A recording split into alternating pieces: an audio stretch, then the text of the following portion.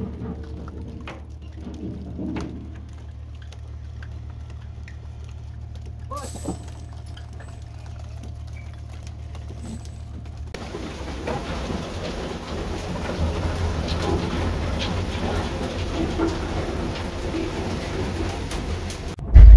morning mga kasimahang isda.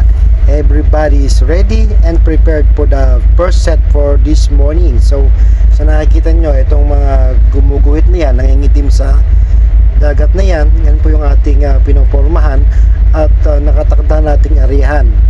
So eto po, panoorin nyo at nang makita nyo po kung paano hinuhuli yung mga nilalatang mga tuna. Mostly dinideliver po namin ito worldwide mga kasimahang isda. Lalo na po dyan sa Pilipinas, marami po tayong dinideliver na tuna dyan na nilalata mga kasimahang isda. So napaka-interesting po nito kung paano nahuhuli yung mga nilalatang kinakain natin dyan, mga dilatang tuna mga kasimahang isda. Ito po yan.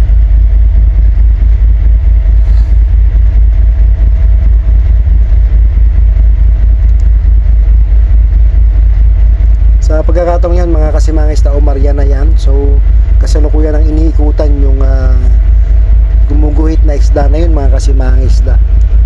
Ayan po, medyo parang lumubog sa dyan ngayon. Yan naman po ay kahit na lumubog mga kasimahang isda, yan po ay nakakita ng ating fishing master kasi may ginagamit siyang sonar. Yun po yung pandetect ng isda sa ilalim ng dagat, kung anong lalim nito, kung anong distansya, kung ano ang volume, at ano ang movement ng isda. So kahit lumubog po ang isda at hindi natin nakikita ng visually, ito po ay nadidetect ng barko ang isda sa ilalim ng dagat. Yun po yung sonar na tinatawag. Kaya magugulat na lang kayo mga kasimahang isda, minsan umaarya yung isang ganitong klase ng barko or first signer na tinatawag ay wala naman visually nakikita sa babaw ng dagat na isda. So yun po, gumagamit sila dyan ng mga high-tech na aparato. Yun nga po, isang sonar. Yun po ang dumidetect ng isda sa ilalim. So kaya nalalaman ng fishing master kung gaano kadami yung isda at nakapili siya ng grupo ng isda, lalo na kung marami ang grupo sa palibot. So nilalapitan po nila yan ng range nila, kung gaano kalayo yung isda. So nadidetect nila kung saan ang movement nito, tsaka kung alin ang mas madami. Lalo na kung sabay-sabay na lumulutang ang isda, makakapamili ang ating fishing master. Ayan nga po. So ngayon, nagpiprepare na itong ating mga kasamahan dito. Yung kulay orange na yan, yun po yung senior die para hindi lumapit ang isda sa ating lambat. Ayan, ito na po, umiikot na. So nandito tayo sa bahagi ng hydraulic control. Hydraulic po itong ating ginagamit siya. Laladlad tayo ng lambat ngayon. Yan naman po sa tao dyan sa baba, yan po ang ating winchman, siyang in charge sa winch. Ito naman po, nakaprepare na po tayo dito sa isang kasamahan. Ito po yung pascrap natin. Yan naman po ang isang skip. Yan po yung mga magbubulabog dyan pagbaba ng pagka naubos na yan. Pag naubos na po yung lambat na yan, ibababa sila. Kahit tumatakbo po ang barko, ibinababa yung ating mga skip na yan. Napakadelikado po mga kasimahang isda. Yun po ay para hindi tayo matakasan ng isda kasi sila yung magbubulabog. Ayan yung ating main winch.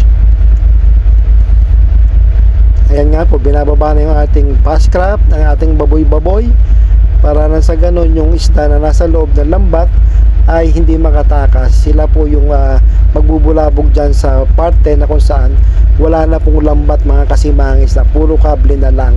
So yun po ang tinatawag na tustusan. So dun sa tustusan wala na lambat. Yan po ang ating chief engineer, siya mismo ang nagbababa ng ating pascrap tsaka ng ating isang skip. Yan, binababa. May salida pa po ang barko, tumatakbo pa, pero sila ay binababa na. Ganito po sa Pacific Ocean mga kasimahang isda. Malalaking barko po nandito. May mga helicopter pa po silang ginagamit para maghanap ng isda mga kasimahang isda. Talagang napakalaki ng gasto sa commercial fishing po. Inuulit ko po, nasa Pacific Ocean kami.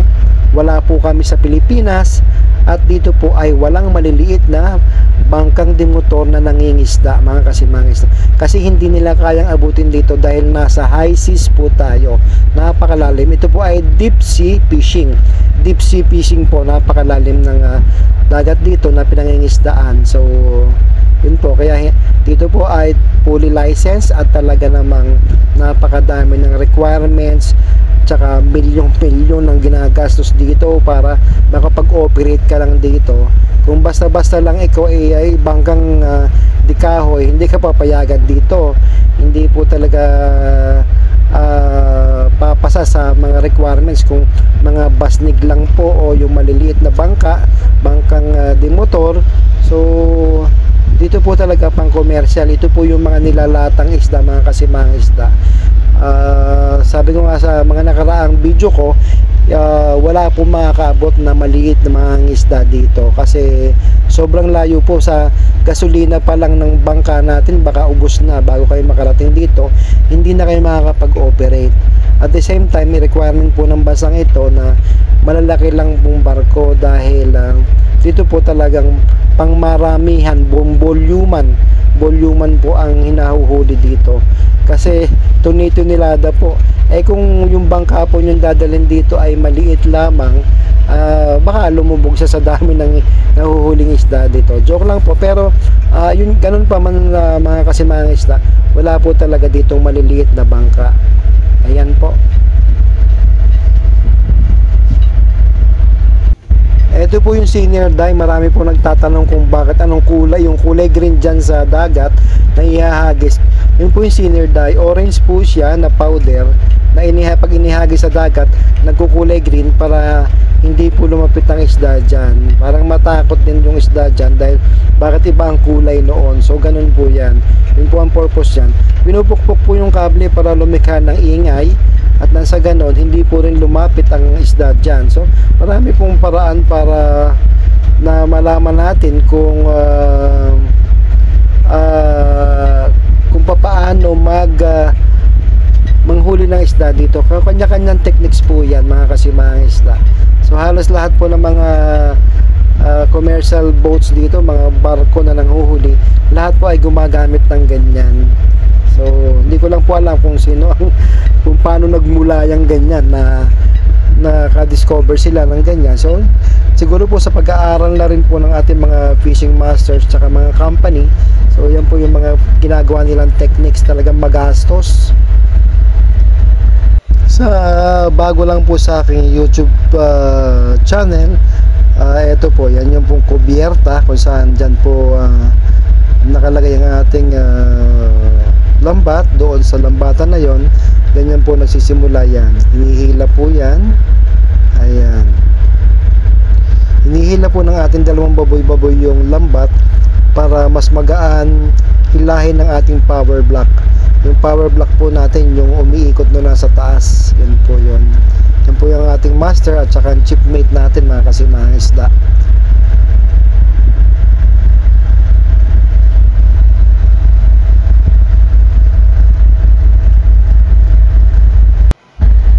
Ayan po, tuloy-tuloy lang po sila sa yan po yung power block, yung umiikot na yun sa taas na may gulong. Yan po yung power block na siyang bumibira ng ating lambat pataas para ito ay maisalansan ng ating mga kasimang isda. Yan po.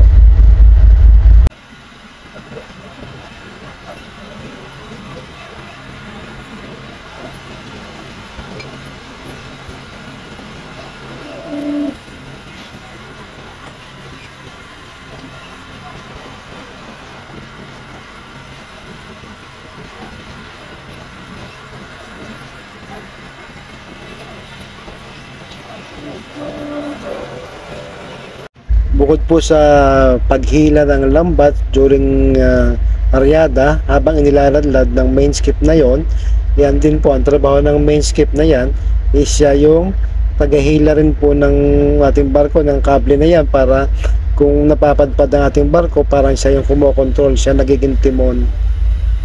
So ayan po, tuloy-tuloy sila sa kalaskas na yan. So antabayanan nyo lang po mga kasimangista kung gaano kadami yung nahuli natin. hanggang dulo po mga kasimangista. Maganda po ito. Yan po ang trabaho ng ating chief mate, siya ang taga control dyan sa ating hydraulic control. Siya po ay nagpa-power block. Ayan, nagpakita na po ang isda. Meron na po sa loob.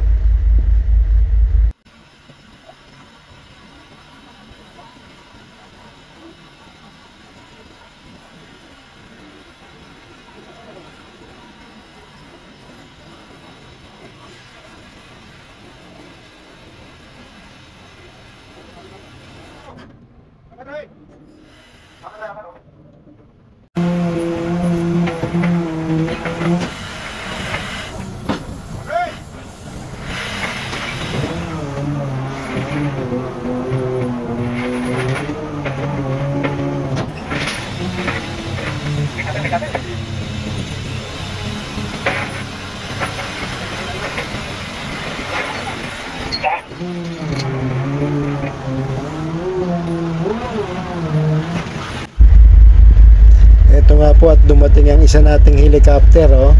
Yan po ang kabady ng ating helicopter na si Falcon. So siya po si Eagle. So ngayon po dalawa kaming piloto dito ngayon sa Pacific Ocean kasi yung dalawa naming helicopter na under overhaul pa. So bali may apat po kaming helicopter mga kasimahista na nag-ooperate dito. So under maintenance yung dalawa. So ito po si Eagle, dinalaw si Falcon. Ayan. Ganyan po kami pagka kami lumilipad, pagka nagkita-kita sa laot, ganyan po. Masaya na makita na yung ating kasamahan ay nandito rin sa area. So minsan po talagang malayo ang distansya namin, na may daang milya po minsan ang distansya namin. So ngayon pagka malapit po sa area dyan, ganyan po ang paraan namin para magkumustahan. Lalapit siya. Yan po. Ayan. Okay, special request. Magsigap ka. Chat na tuna. Meron natin pinakasunod. Local crew, last night, pakpak, ha? So you are late, no pakpak? Okay, kilaw. Para makakilala. Sir! May hilo pinamaliit, kilaw ka. Sir, saga! Hello! Marami pa naman akong koleksyon, hindi ko na kawasan. Woo! Sir! Huwag maliit, kilaw yan.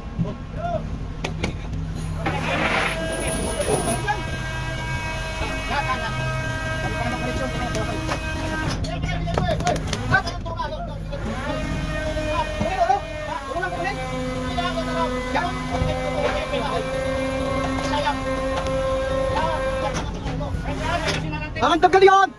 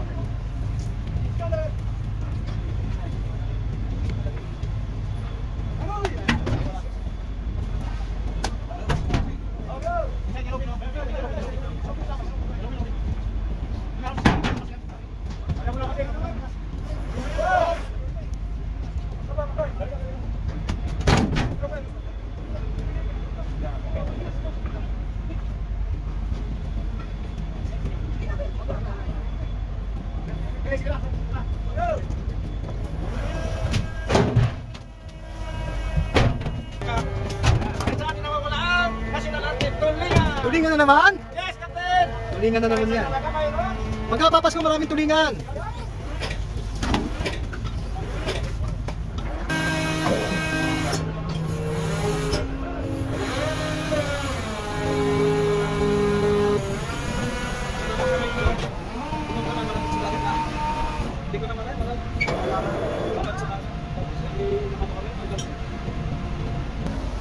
Sa part po na ito, makikita nyo na yung isda kasi medyo naiangat na sila mula sa, kasi po yung ilalim nito, yung lambat niyan ay more than mga 200 fathoms or 100 mahigit fathoms po yung lalim niyan.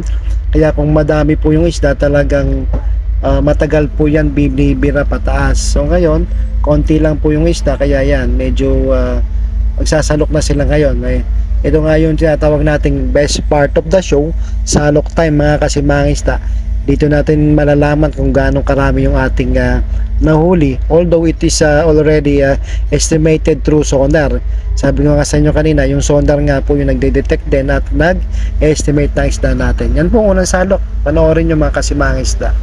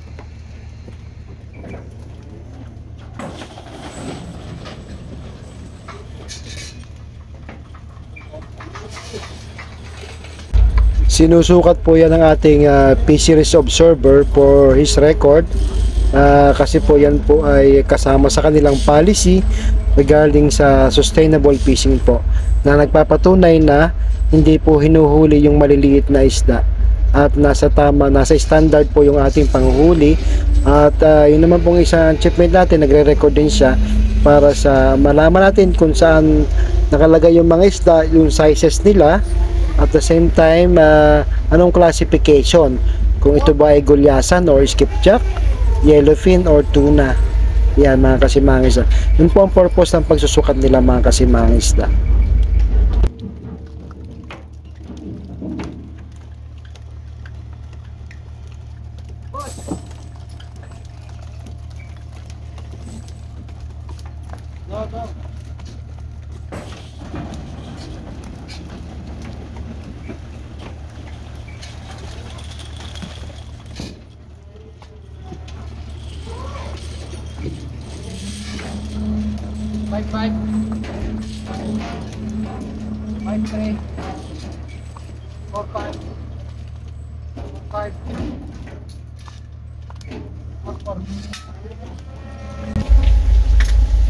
Dumako naman po tayo sa ating conveyor kung saan na dito po binubuhos yung ating mga isda mula sa taas doon sa binubuhos na ayan po ang conveyor natin mga kasimahang isda.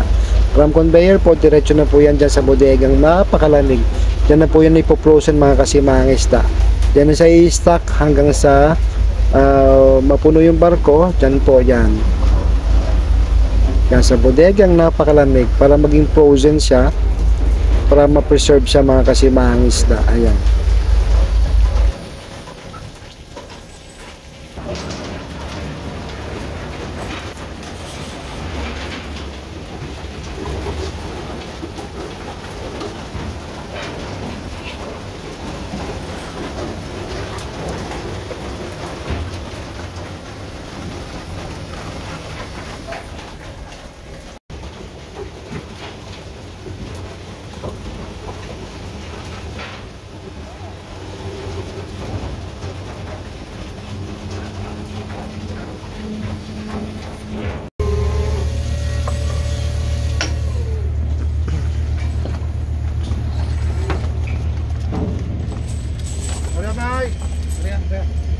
Wala tayo isa. Nay! Riya. Hop! Okay na? Kuha pa, samo. Okay na, Chef. Okay, go. Si Mangis na by Cap Nilo lang po. Ganoon din po sa aking YouTube channel.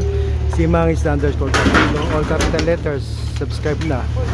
And click the notification bell para lagi kayong updated sa aking mga pag-videos.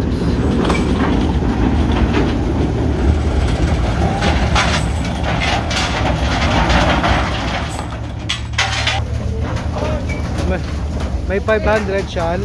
800. Sa mga 25 tons. 800. 790. Mga nasa 25 tons tayo mga kasimahang isda.